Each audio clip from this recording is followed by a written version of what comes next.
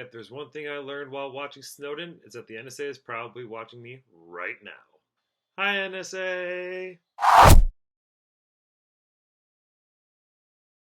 Snowden is the latest film from director Oliver Stone. It stars Joseph Gordon-Levitt as Edward Snowden, the former NSA employee who leaked thousands of documents to the public detailing the NSA's illegal surveillance techniques. The film looks at Snowden's life before the leaks, where he was a rising star in the CIA and met his girlfriend, played by Shailene Woodley, and after the leaks, where he books the country and is charged with espionage.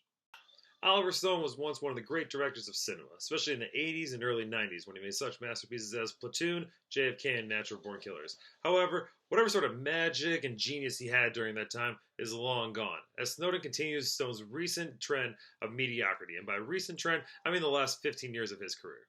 I mean, the last good movie the guy came out in 1999, and that was Any Given Sunday. But since then, we've gotten some garbage movies, and I'm talking like Alexander, which is horrible, The Far Too Soon, and actually just not a good movie, World Trade Center, Wall Street 2, Money Never Sleeps, which has completely ruined the original Wall Street, which is such a good movie, and then Savages, which is just a dumb, stupid gangster movie that had no direction and no point to it. It was just awful, just completely awful. Now, Snowden isn't nearly as bad as those movies, but it still isn't a very good movie. The film desperately needed an editor. At a 2 hour and 20-minute runtime, they easily could have cut another half hour, maybe even 40 minutes. What desperately needed to be cut were the long, preachy monologues Stone likes to put in his movies nowadays. In his recent films, Stone has become very opinionated on certain topics, and he puts those opinions in his movies. This is evident in Wall Street 2, and it is evident here in Snowden. Stone will place two characters in a random setting and have one of them give this grand speech that can clearly tell us it's Oliver Stone penning his opinion. I'm all for a good monologue if it helps move the story or enhance the character, but the ones in this film happen too often and are far too preachy. It came to a point where I was waiting for Keenan Ivory Wayans to pop out into the screen and say, "Message!" If you don't get that reference, that is from Don't Be a Menace to South Central while drinking your juice in the hood. Didn't think that movie would come up in an Oliver Stone review, now did you? Another problem that I have with Snowden is that even though it does have an all-star cast that looks awesome on paper, it wasn't necessary. None of the big name actors. So the movie has Joseph Gordon-Levitt, Shailene Woodley, Rhys Ifans, Nicolas Cage, Zachary Quinto, Melissa Leo, Tom Wilkinson, Scott Eastwood, then some other people, and like it almost feels it's like, hey, I'm Oliver Stone, look at all the famous people I can get into my movie. But a lot of these people really don't have a role that matters. Like Scott Eastwood's character is stupid. I don't know why he's actually in the movie. Nicolas Cage, I think again, it's another Nicolas Cage thing of, oh, hey, Nicolas Cage needs a paycheck. Hey, Oliver, let me help you out. Great. He puts him in as this random guy who like messes with old computers, and that's it. He's in 2.5 scenes, and that was it. Like, why did we have to have Nicolas Cage do that? It almost took away from like the character. Might have been cool, but all of a sudden now we just see Nicolas Cage in 2.5 scenes being this wacky weird professor. Whatever. But that's a problem. It's like I love all-star casts. Like I think they're a lot of fun. They're cool, but only when they work. Like this all-star cast is just there just for Oliver Stone to say I could still get these big name people even though I'm not that great anymore. So that was kind of stupid and it kind of sucked. My biggest problem with Snowden, though, is in order for me to explain, I have to preface something in the movie. It's not a spoiler or anything. It's just it happened. And I think most people know it. But anyways, so once Snowden steals the files, he books it to, I believe, Hong Kong, and he gets in contact with somebody from the newspaper The Guardian, and he wants a couple Guardian reporters to meet up with him in Hong Kong along with a documentarian and so that he can get these files out to the public. This is the only way he thinks that he can do it, and so that's how it happens. And then the documentarian documents this whole process of him hiding out in this Hong Kong hotel and him explaining his whole story and things like that. Here's the problem with this. There's a better movie of that happening. Like that exact whole scenario of Snowden in the hotel room and the documentarian documenting him and then the files going out and everything. There's a whole movie about that. It's called Citizen 4. It came out in 2014 and that movie's awesome.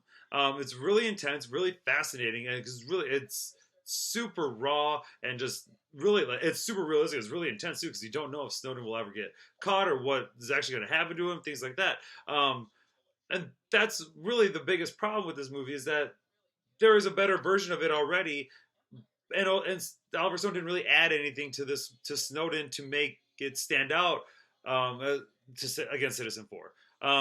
which it's funny because Joseph Gordon-Levitt literally did the same thing last year when he starred in The Walk.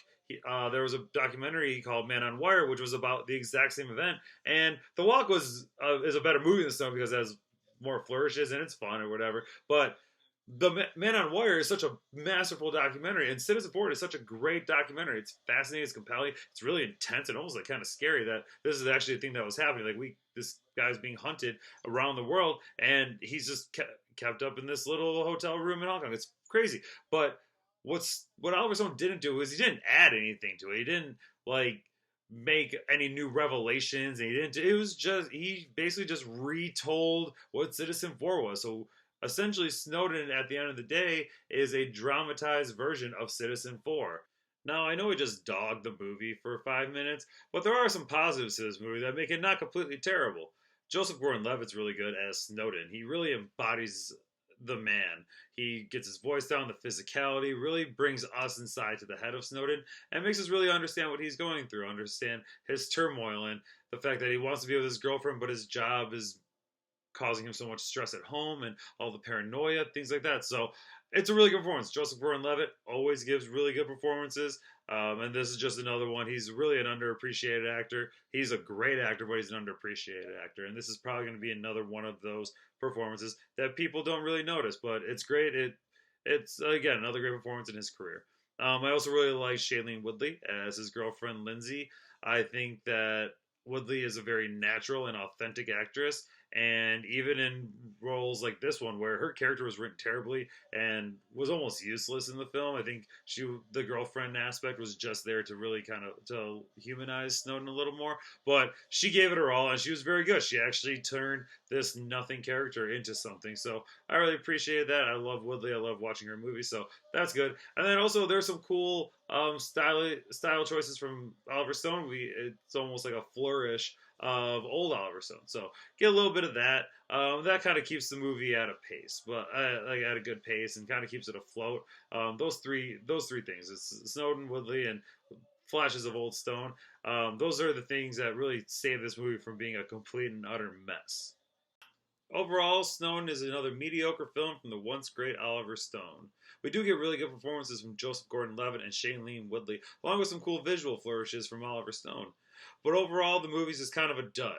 It's not a terrible movie. It's definitely not going to be in the top 10 worst movies I've seen all year. But it didn't need to be made. It's unnecessary. If you want to learn about Edward Snowden, just watch Citizen Four. That documentary is awesome. It's compelling. It's intense. It's fascinating. You really learn more about Edward Snowden. So overall, I give Snowden a 2 out of 4. And my advice is for you to watch Citizen Four.